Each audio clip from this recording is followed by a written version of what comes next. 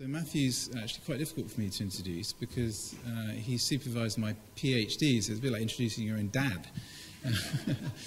But Matthew is Professor of Psychiatry at the Institute of Psychiatry, etc., etc.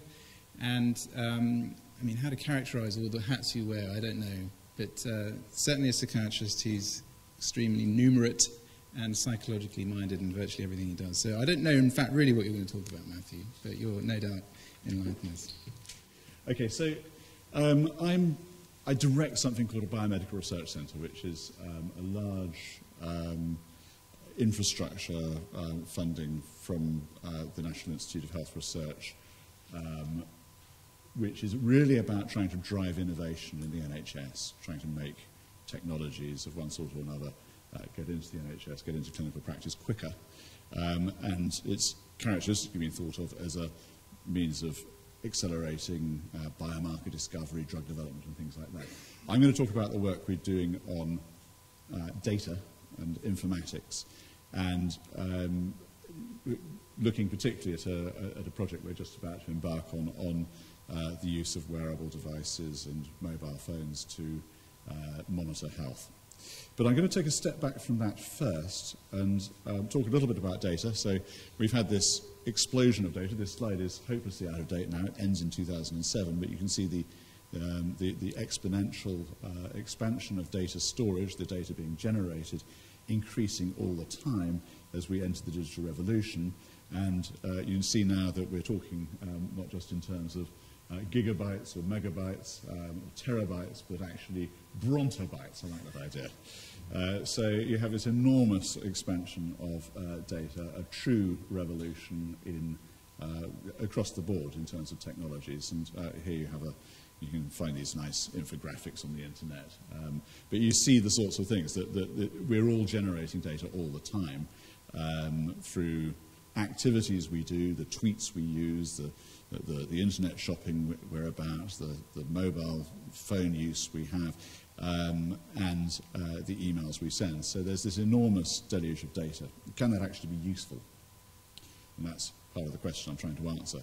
So if you think about clinical practice and the way in which we accumulate data in biomedicine, both as clinicians and researchers, it's a little bit haphazard and it's a little bit kind of episodic. So if you're a doctor, a healthcare professional of any kind, and you've got a patient who has a long-term condition, say this patient has, I don't know, rheumatoid arthritis, or diabetes, or whatever, they have these occasional episodes where they see their GP, and then there's a sort of episode of greater intensity, maybe during a flare-up of some description where they have some input from specialist care, and then they go back to sporadic presentation to the GP.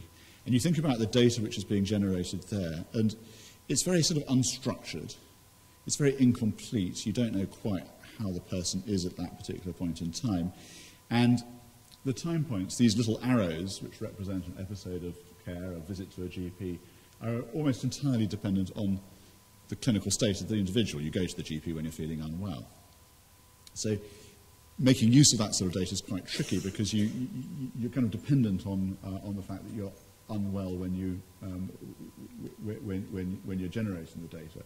It's not telling you a great deal about what's going on longitudinally over time. Now, as a researcher, if you're doing a randomized trial to see whether a treatment works, you might try and manipulate that by having certain time points over the course of the trial, and you predetermine what those time points are. You have a detailed baseline assessment, and then you take little snapshots of clinical outcomes over time, and you end up with data which is episodic. It's a little bit more regulated because you know what you're asking at that particular point in time, but it's still quite incomplete. And the problem one faces, clinically and in research terms, is that we are hopeless at reporting our health. When you go to a doctor, and the doctor asks you over the last month, you know, how have you been? We're hopeless at doing this. This was brought home by a study which was performed in Australia, taking people with epilepsy. These were people with quite severe epilepsy. And they were looking at seizure. They actually had an implanted monitor into the actually intracranial implantation, which was able to detect exquisitely sensitively when someone had had a fit.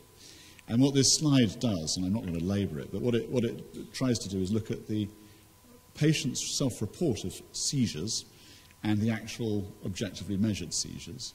And you find that patients actually dramatically underreport the number of seizures. These are the mean monthly seizure rate the patient is reporting versus the seizure rate captured by the EEG. You find a very big disparity. And in some cases, you've got people who've got massive amounts of seizure activity who are barely recognizing it. So if you're trying to evaluate a drug, or you're just evaluating a patient and saying whether you're going to make a clinical decision, do you switch this drug or not, it's really tricky, actually, to know what the right thing to do is if you're simply relying on self-report. And a colleague, Ken Kabuto, who was the chief informatician for the Michael J. Fox Foundation, who study people with Parkinson's disease, lent me this slide. And essentially this is really showing that the way in which we generate clinical data has not sort of taken advantage of the digital revolution I've alluded to. So this was a study they were doing looking at people who had early Parkinson's, and they were doing what's called deep and frequent phenotyping. They were following them up over time, and they were taking blood samples. They were doing sophisticated neuroimaging studies. And what you find on the left-hand side is the molecular data, the amount of this sort of biological data objectively measured, enormous amount of data. If that's the scale of the Empire State Building, the clinical data, the how are you doing, the clinical examination, actually came up as 0.1 of a micron. Yet it's that clinical data in this study, which is what actually in clinical practice would be affecting what a doctor, a clinician, was actually making decisions about. So there's this sort of opportunity that we have this amount of data coming in, which is potentially quite rich and valuable, where one could actually start making, being able to get a better idea of someone's clinical state. Now, when you deal with data, and you're dealing with big data, you're dealing with data which is to do with something as confidential as clinical records, you of course have to think of the privacy issues and the confidentiality. So here you have Snowden showing us that Big Brother is indeed watching you, and you also have the way in which the attempts which have been used, the headline there, your confidential medical records for sale at just £1, came out of the care.data debacle. The care.data was an attempt by government to extract data from primary care records to be able to help with health monitoring and so forth. It wasn't a bad idea, but the implementation was perhaps questionable, and people were very concerned about privacy issues. So there is this issue, this central issue about privacy. But I want to suggest that we have three main approaches in which one could actually enrich the data which is available on individuals in order to improve clinical care. And I'm just going to talk about those briefly, focusing mainly on the last item. But I'm going to talk a little bit about the effective use of health record systems, and then a little bit about the way in which people may start actively interfacing with their health record to be able to input data, and then we're going to come on to the use of passive data streams, and I'll tell a bit more about what that might entail. So in the centre I direct, we've developed a means of trying to be able to extract information for research purposes from the health record. So you have a health record which consists of nearly, well, over 250,000 individuals' clinical data, and we wanted to be able to use this data for research purposes because it contains a huge amount of information which is of critical importance, but we wanted to do that in a way which respected the individual's right to confidentiality, so that you weren't simply trawling through data with lots of identifiable information. So the standard approach is that if you have anonymized data, this is acceptable to use for health purposes, for health research purposes. If it's identifiable, it's not acceptable. So how can you take very intimate, identifiable data and make it effectively confidential. Well, we devised a process where you take the source health record data and you de-identify it through a system we called CRIS, which stands for the Clinical Record Interactive Search. Now, when the care.data debacle broke and this idea of using confidential medical records came about, we were obviously very concerned. But one of the things we'd done in devising CRIS was actually had brought in patients right from the outset. So we have a service user-led oversight committee which looked at the use of data, and one of the service users who was part of that was Felicity Callat here, who was blogging actually at the point where this problem arose around care.data, and saying how important it was that anonymised health data could be used for research purposes. And she was making this point because she was saying that this was essential, that my data can inform practice, but it has to be done with safeguards. And the safeguards we have are that people can opt out. We make it absolutely clear that this is a system, this is what is being done with data. And of the 250,000 people in the system, 3 people have actually chosen to opt out since we've been running it about 7 years ago. So what I want to just briefly touch on is the sorts of things one can do with this. We start off with being able to identify in large numbers of people the sorts of people who have certain important drug side effects. So this is a very rare but important side effect of taking some of the medications we use for treating people with psychiatric disorders called neuroleptic malignant syndrome. With a touch of a relatively few number of buttons, you can start actually compiling one of the biggest data sets of its kind in the world, and we are able to demonstrate certain sorts of medicines seem to be particularly likely to cause this side effect. We could start saying that people having certain contacts with certain forms of care might actually be able to, we're able to start assessing changes in the way in which we're offering care using this triage system.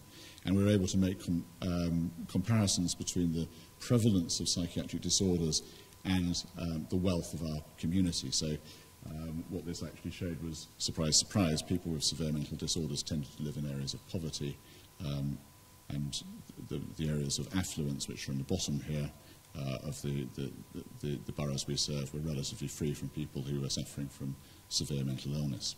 So you start having useful things generating from these data, and then we start also, we started then also looking at how you could link data, and linking it, for example, to things like mortality. So we were able to show that people with mental disorders were dying younger than they should. This is showing the UK norm, but by linking our data to population data on mortality, we're able to show that a high proportion of people with schizophrenia and other disorders were dying about 10 to 17 years sooner than they should, giving them a life expectancy of similar to North Korea or Bangladesh compared to the UK population. So it creates useful information. We're able to start identifying why people with mental disorders might be suffering from, be dying early, and it looks like it's around self-neglect. And we're able to look at the types of causes of death. So all of this is simply making the point that the big data solutions are potentially highly informative, but you have to do it in an environment which is, I'm going to skip through for the interest of time, you have to do it in an environment which is, which respects privacy. And we built a system, and I'll just show the system, where you essentially have this de-identification pathway. So the researcher doesn't have any identifiable information about the patient. It's contained within a firewall, and you're able then to use the data in a manner which we think is respecting privacy. I'm aware of time. We started a bit late, so I'm going to skip on a little bit after, beyond those slides. So the first way of being able to enrich the phenotype, to enrich the clinical information which is available, is to be able to make better use of health records. But that's only a start, and I think the next part, and where it becomes more relevant to what we're talking about here, is the way in which patients themselves start being able to interact with their records. So rather than the patient being a passive recipient of care and the doctor plugging information in, the idea is then to have patients who are actually responding and inputting information, being able to see information in their health record. And we devised a system called My Health Locker, which does this. And this system effectively is a means by which a patient with a psychiatric disorder can log into a platform. They can see information about their recent GP records, their recent records from secondary care. They can put in information themselves to tell the doctor what's going on.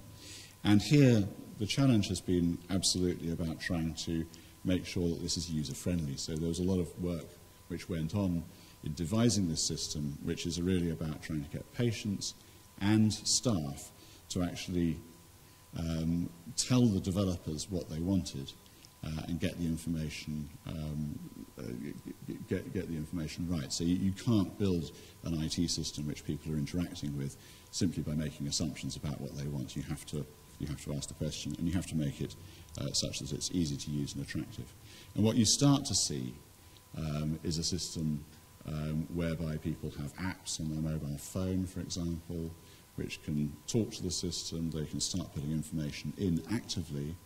They can log on, find out who their carer is, what their prescribed drugs are, start getting information about the medication they receive, and it becomes a platform for being able to offer not just information and advice, but also potentially therapies. Giving advice about sleep disturbance, for example, but building on that, and actually providing forms of cognitive therapy and so on to people with mental disorders. So this becomes potentially quite attractive as a form of active participation for people with mental health problems. And of course, not just mental health, it actually expands to any long-term condition that this sort of health system might be useful. We don't know if it actually improves outcomes. We don't know that our pilot data suggests that people like it. It somewhat improves well-being, but we don't know if it actually improves health outcomes if people use it. But what if you go a bit further? And what if you start saying, well, actually, we've got data, you could be inputting data actively, as filling out a questionnaire or something, putting it into your healthcare system, but you could also be putting in data passively. You could be streaming data from a device like this. I've got my children mock me for this, but I have an Apple Watch which monitors what I'm moving, it honors my exercise. Anyone else have a device like this, a Fitbit or a...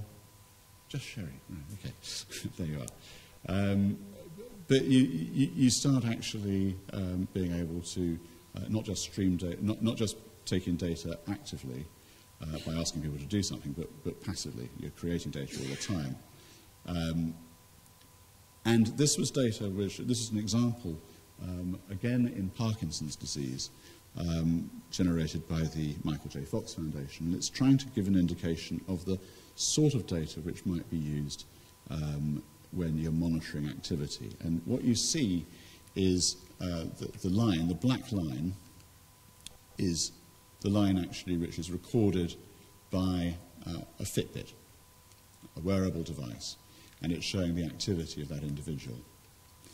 And what you see is that there's a range of activities over the course of the day. So you've got a period of sleep here, and this is what's called an off period. So the person's awake, but they're not able to move very well. So Parkinson's disease affects the ability of the individual to... It's effectively a disorder of motor activity. So people with Parkinson's disease have problems with tremor, and they have problems with initiating movement. So in severe Parkinson's, you'll have periods of time when you actually can't move. You have the will to move, but you're unable to generate the motor activity. And what you see here is a period which is an off period, where the person is not being able to move, and it's showing up on their Fitbit, and this is something which they were recognising in their diary.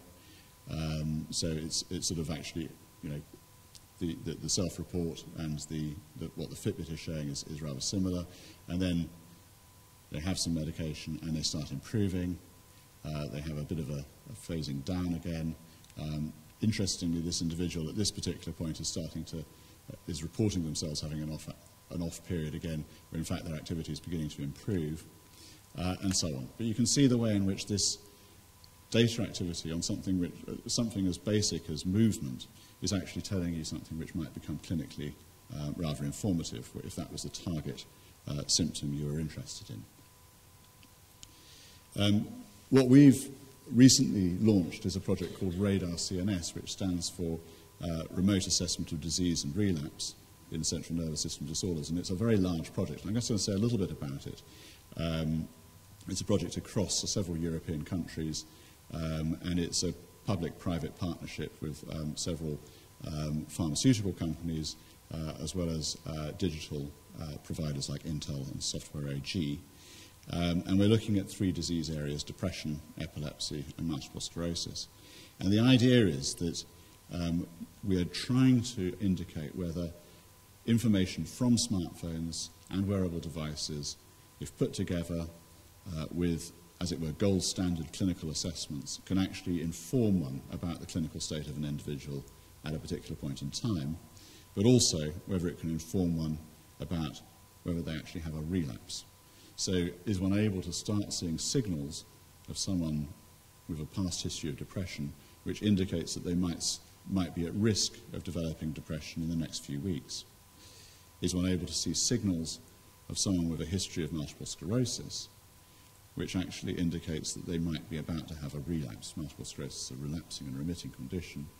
It affects things like speech, cognition, movement. Are there things one can detect which actually might indicate that someone's at the very early stages of having a remission or at risk of a remission? Now, we don't have any data to show you, but I'm going to show you some data from another project in a moment. But just to say, with this sort of activity, what one's trying to do is put together a huge number of different things at once. And I'm not going to bore you with the details of the architecture of this project, but to say that the absolutely critical is thinking about the way in which this sort of technology actually interacts with the real world. So at the bottom here, we have the techie stuff. We've got a work package about the devices and the platform which actually pulls all the data together, and I'll show you a pretty slide of that in a moment. And we've got a component about data integration and analysis. To the left here, we have the clinical disorders. So we're going to be running large clinical studies of people with these disorders, following them over time, and observing what happens and whether the signals which are generated from their devices actually have an impact on outcomes. But at the top here, we have this, this cluster of activity around translation. And the critical thing here is that, you know, all of this is very well, but it's all very well, but you have to think about how it would work in real life. So how acceptable is this to patients? There are clearly issues about privacy. Do you really want someone to know, you know, in real time what you're doing from one day to the next? What's acceptable? We could actually, using your phone, know exactly where you are, GPS activity. We could link that to whether your phone is generating Bluetooth signals and making handshakes with other Bluetooth devices, so you can start actually modelling whether someone's in a crowded area. Are they in a pub or a cafe? You could start using the phone to indicate whether someone's speech patterns, so you can actually monitor the form of speech on the phone. There are apps which can do this to tell you whether someone's multiple sclerosis, for example, might be at risk of relapse because the form of their language is changing over time. And obviously there's movement, there's sleep, so you can use the sort of Fitbit type device to look at people's sleep, and that again is a potential signal. But is that acceptable? We don't know the answer to that yet. How would it fit with clinical systems? Will clinicians actually like it? Will it make sense to clinicians to be able to use this information? And what form will the information need to be in for it to be useful for clinicians? And also for regulation. Are regulators who, this is a medical device, effectively, at what point will it become acceptable to start making clinical decisions based on these signals? How good do the signals have to be? What are the regulatory aspects of this which one needs to take into account? So in this sort of project, one has to think about the application right from the outset, which is what we're trying to do. And this is simply showing you a kind of infographic of the types of information which is coming in. So you've got a whole load of stuff on the left-hand side, the so-called afferent data collection, which basically just goes into your smartphone. There's a very clever tool which can put all the information in a format which then becomes analyzable, and then it goes through this kind of data platform here, a data ingester, and effectively a database which then becomes analyzable to see whether you actually got something which you can make sense of. So this is putting it together in another study, and I need to acknowledge here the work of Nick Meyer, James McCabe, Amos Follerin, and Richard Dobson, who ran this study called SleepSight. And it's, in a way, it's just testing the water. It's seeing whether this sort of technology can be useful for clinical practice and whether it's acceptable. So they were interested in looking at physiological signals such as sleep patterns, motor activity, and heart rate variability to detect early signs of relapse and psychosis. So you've got people who have chronic psychotic illnesses. They are relatively stable at the moment, treated on medication, and but they are at risk of relapse. Can you use the sort of information from a Fitbit to be able to tell whether someone is actually at risk of having a relapse? And the sorts of things they were interested in was looking particularly at sleep, hence the title, SleepSight. So sleep is known to be an early signal for relapse from psychotic illness. And can you then, by following people over time, detect whether these sorts of signals are actually informative? Do they actually mean anything about their clinical state? And this is kind of what it looks like, a wearable device, an active bit of information, so you're asking people on their smartphone from time to time certain questions. How's it been recently? I've heard voices, yes, no. I found it difficult to concentrate on other things, yes, no. The passive information coming in, integrated on their smartphone and then being uploaded into the cloud. So, and then whether it actually comes back down, you'll be able to tell the clinical team about potential for this person having a relapse, and you're able to tell the patient, these are certain things we might be worried about. This is something, the information we want to give you because we're concerned that this, you might be on the verge. Maybe you should come up for a clinic visit a bit earlier. So the critical question from the outset was, is this acceptable to people? Would people do it? And if you imagine a group of people in whom to do this sort of research, you can't imagine a group who might be more challenging than people with schizophrenia, many of whom have difficulties with trust of authority, and may have difficulties with believing that they're being monitored as part of the core features of their disorder.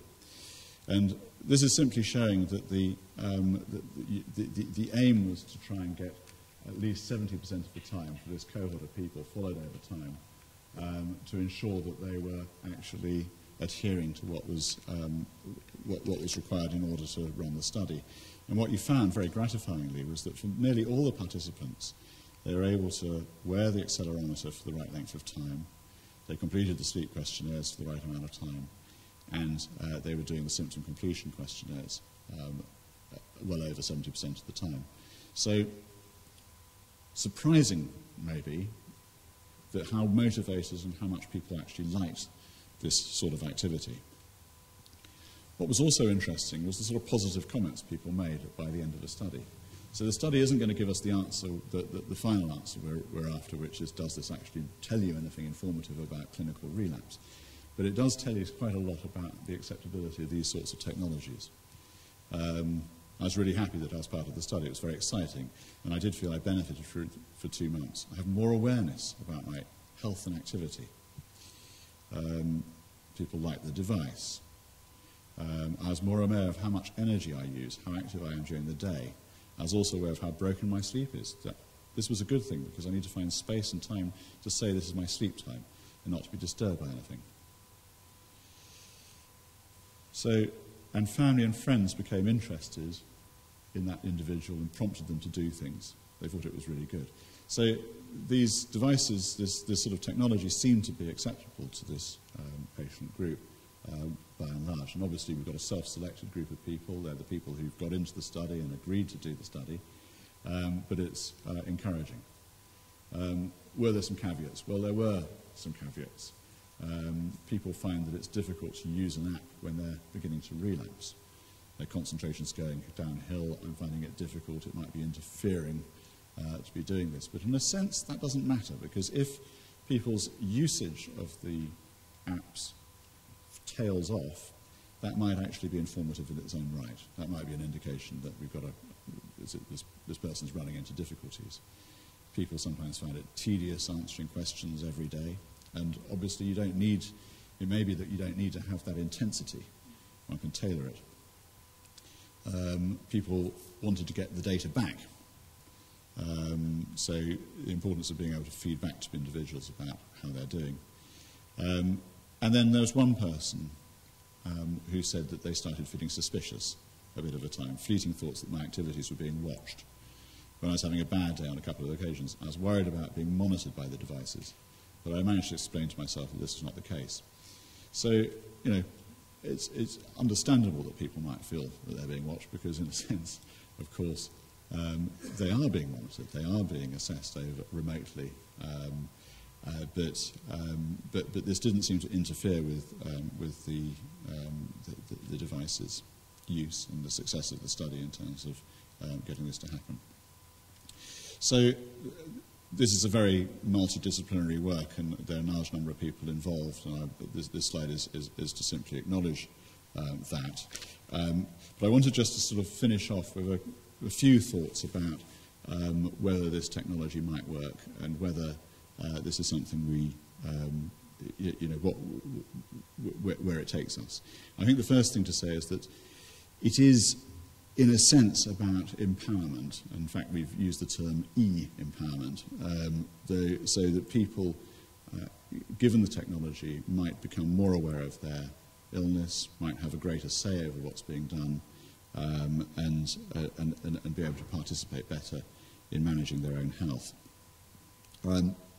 I think also that if this does work, and you are able to, as it were, build something which is not just a couple of microns, but a little bit, maybe not an Empire State in terms of data, but a bit more data to counterbalance the sort of biological data explosion, this may actually change the way in which medicine's practiced. It may. It's a hypothesis. But there are a lot of ifs. The first thing is this really something which can be sustained over time for large numbers of people with long-term conditions? And critical to that is trust. People feeling that their data is being used in a manner which is helpful, and therefore that the relationship which I've talked about is absolutely essential that we get it right. Secondly, if we can persuade people to participate, we don't actually know whether these data are informative yet. I think there is good evidence from the Parkinson's literature, but that's just one disorder which is particularly sort of sensitive to these sorts of technologies. Thirdly, there's a need to look at whether this will actually work in terms of in terms of health services. Because in order for it to be widely adopted, even if you were able to detect signals which made a difference, you'd have to put it into a health system which is strapped for cash. And the likelihood is actually that this will drive up costs, not the opposite. So it's sometimes proposed that these technologies will actually deal with the demographic time bomb we face, deal with the massive burden of long-term conditions confronting the population. But actually, when you start looking at it, there's a risk that they create a lot of false positives.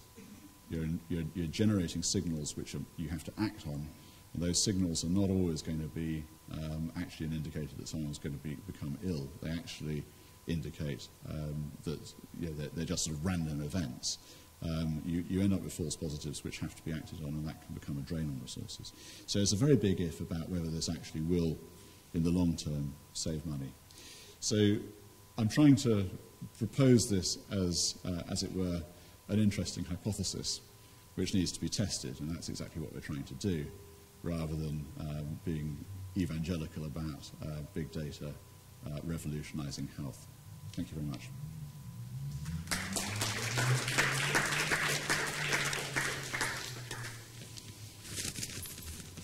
couple of questions. Okay, well, thank you, Matthew. A couple of questions from the floor before we regroup as a panel. So let's start with Nick here. So I can see the motivation for collecting a huge amount of data when you're trying to find out what's informative, trying to find the signal. But do you envisage having to do that once you've found the signal and it's in clinical use? Or do you think that you'll find out that for this condition, the key thing is, as it might be, your heart rate at 9 a.m. to 10 a.m., and therefore you'll be able to do something that's much less intrusive and looks much more like taking a clinical sign than gathering big data, once you've done the research to find out what the informative things are? Yeah, that's a very good question. I think that would be the aim in a way, that you start off, and actually science has changed massively in terms of people start off without hypotheses and throw it all into, and then once you've picked up a signal, you then test the hypothesis in a validation study, and it would be nice to think that was the if that was possible, if you had one very clear signal which did it, you didn't need to collect the rest, then that's the direction you'd go in. I think it'll take quite a long time before we get to that point, because in a sense, to get to that point, you need to generate all the data and then retest it all, and then you get to that point.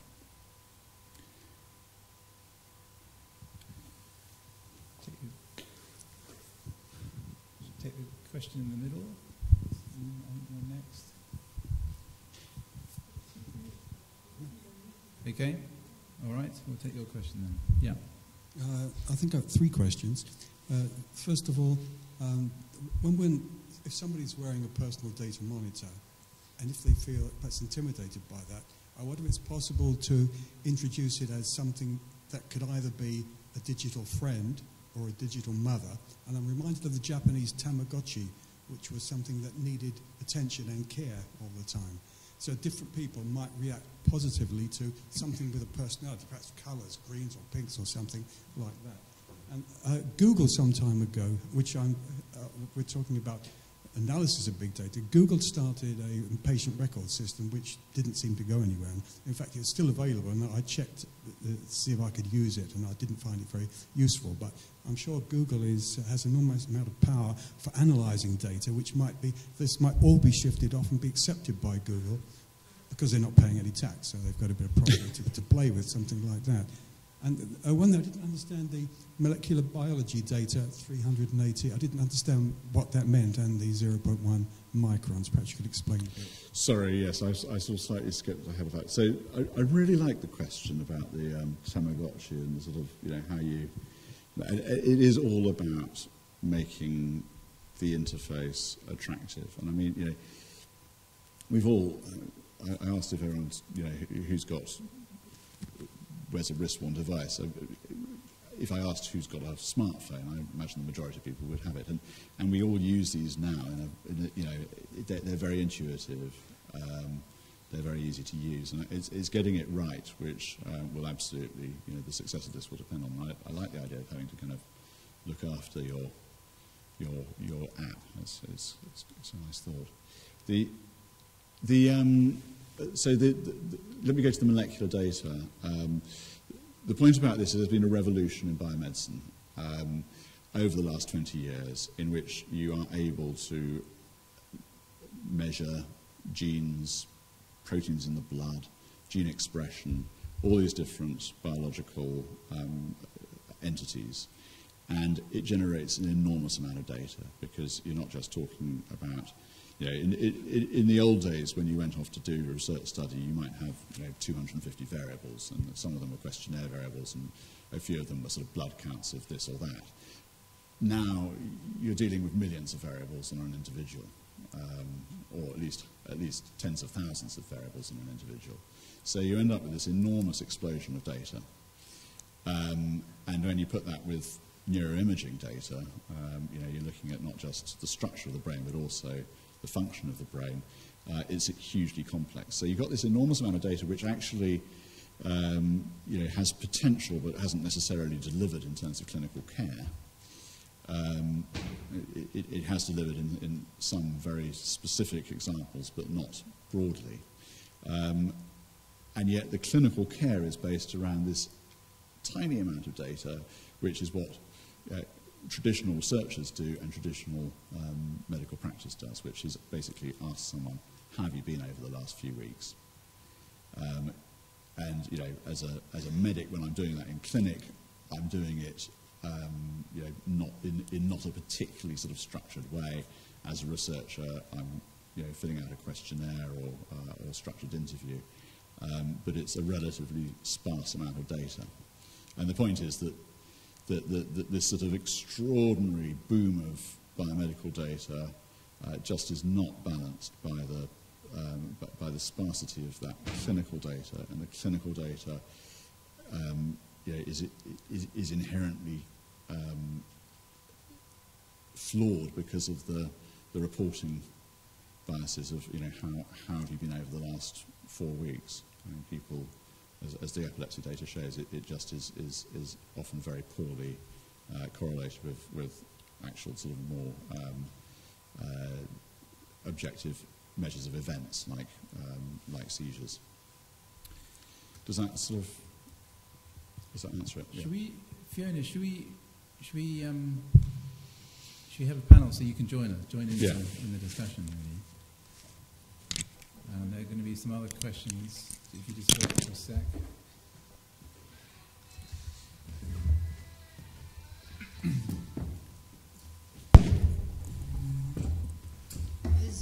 This is perfect. Now, I don't know if this is on. Oh, thank you. Can I just ask about the radar thing you were just talking about? So you raised the point about does it fit into the health services? So once you've worked out that you've got a problem, so maybe there's no availability for anyone to do anything about it. And I'm just going to use myself as an example.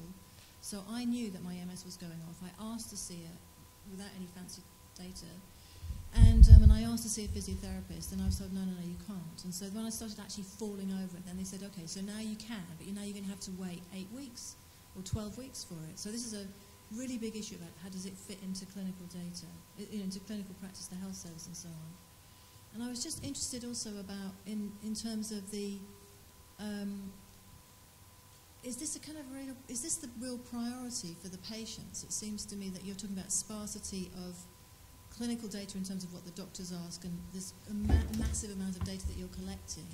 But it seems to me that there's also a sparsity of listening, and there's this whole empowerment question. Apparently I'm going to be empowered by having loads of data. But I feel not at all empowered about the fact that actually I wanted 2 things out of the MS services. I'm still waiting for one of them 2 years later. But I've got this many records with all these people collecting stuff on me. And so that feels to me like there's another whole bit of data that could usefully be thought about, listening to people about what's the priority for them.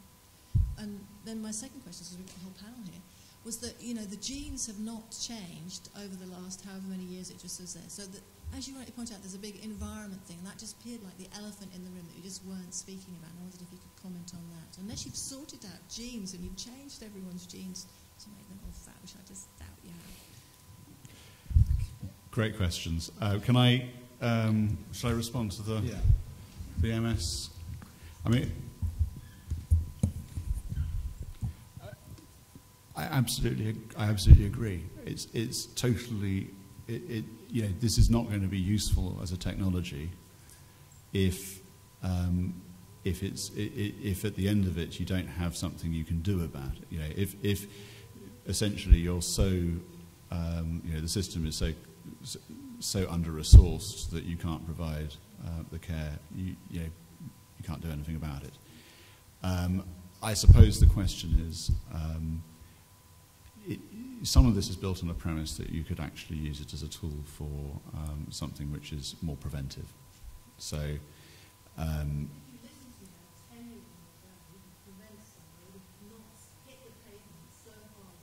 yeah.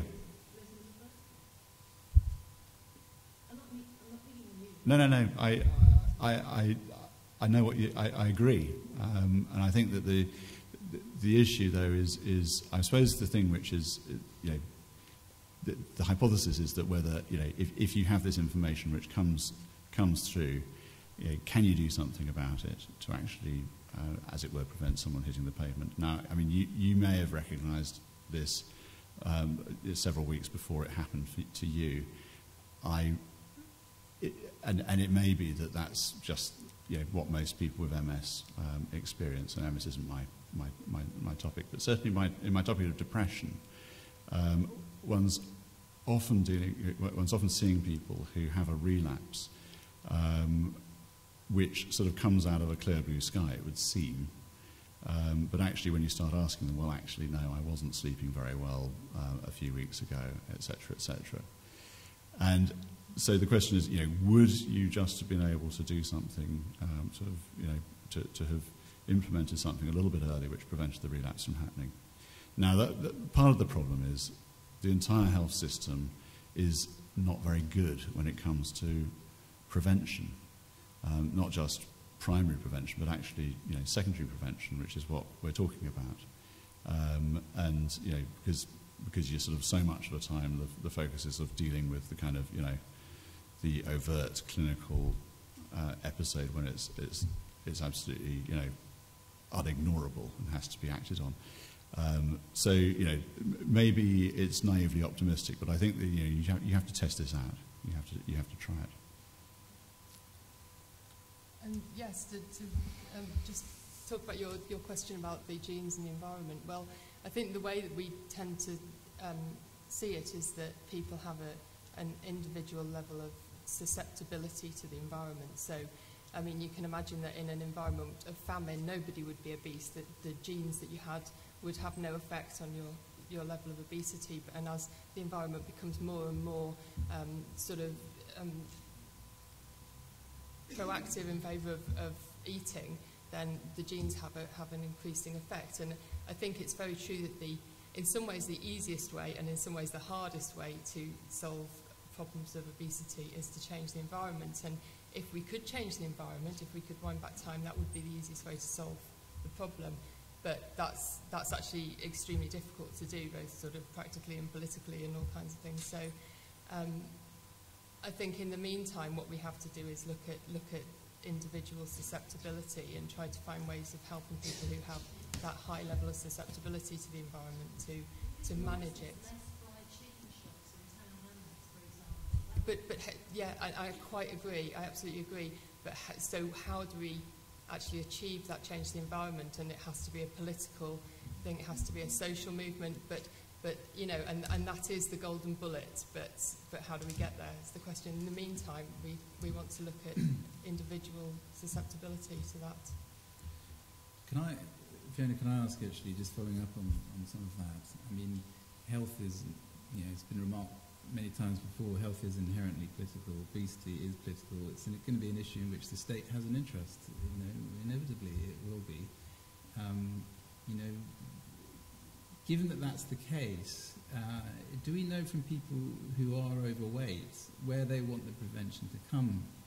I mean, I speak again slightly from experience. I remember going to see my general practitioner with a problem with infection and ended up having a lot of primary prevention around obesity, which felt like a very weird experience actually. But for people who are overweight, where do they want the state to intervene? I mean, Given that the state has to intervene, where do they want to intervene? There's a huge variation actually in the extent to which people are in favour of sort of, I mean, some people call it the nanny state, other people call it sort of social engineering or, you know, whatever, but people vary a huge amount. But on the whole, people who accept the genetic basis of obesity, they are more likely to be in favour of political solutions and that will change the obesity environment, which is, it sounds almost counterintuitive, but that belief in genes gives you more faith in political solutions. Right. So it depends a little bit on how you model your own obesity, absolutely. whether it's biological or not. Exactly.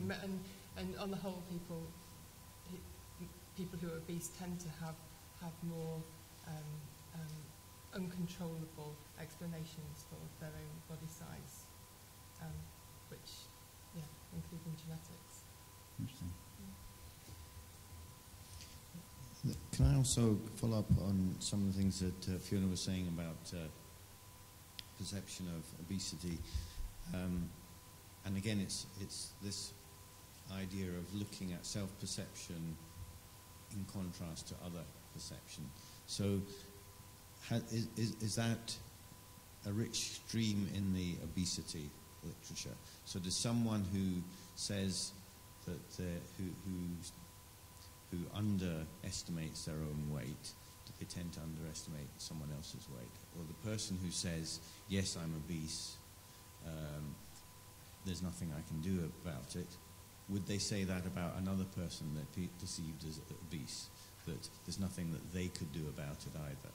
Because I think there's so much, because of the stigma around it, because of the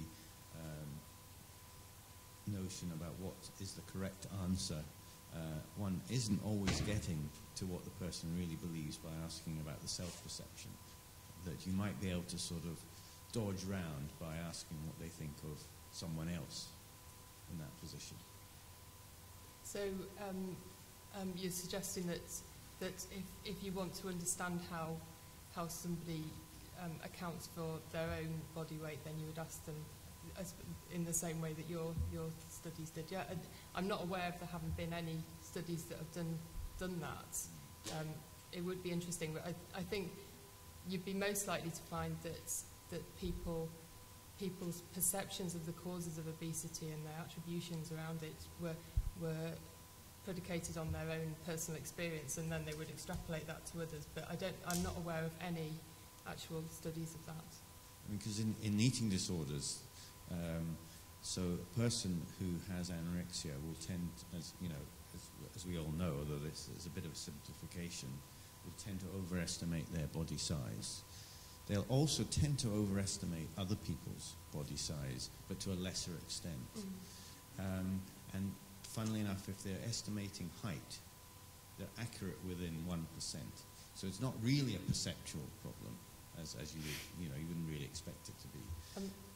I mean, we certainly know that parents dramatically underestimate their children's body size, and that might again, but then their children kind of reflect on them. Yes. So it's almost a it's not really that. It would have what to you're be other getting children. at, is it? Yes, other children are all fat. My children are just the perfect. I mean, there's not much evidence for a pure perceptual bias in weight assessment at all. It seems to be partly a motivated thing, people trying to create a sort of narrative around their body size. Thank you. Okay, so I think we've got, a question here. I didn't see that. Yeah. I'm just thinking about the e-data. I'm thinking about issues like social justice and discrimination. Particularly in mental health, I think service users often don't have access to things like smartphones in the same way as perhaps other people do. So they're going to be less likely to be helped by this. And also different disorders are going to be more or less amenable to being helped, like you were saying with Parkinson's is. So again, it could discriminate between, mental health and physical health on how helpful it is. That's a very good point. And one of the things which always happens, if this technology is useful, one of the things which you might predict is that the people who are most health literate, most motivated, etc., will be the ones who will get the biggest benefit. And the health sociology, the sociology of health, and sort of idea of fundamental causes of health disparities are around that ability of those who are best resourced to make the best use of technologies and new treatments. I think that the studies we will be providing smartphones to people who don't have them. So we were absolutely clear that we didn't want to discriminate, prevent people from participating if they didn't have a smartphone. So that's not a sort of exclusion criterion. In real life, well, I think by the time we've got an answer to the study, it would be very surprised. That the proportion of the population who have smartphones is increasing, very dramatically, and it's one of those. It becomes increasingly a sort of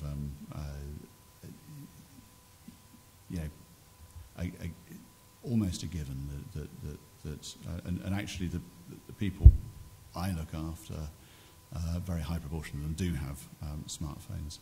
But I think your point is, the wider point is a very important one, that all technologies introduced into a healthcare system tend to benefit the people who, in a sense, need them the least first.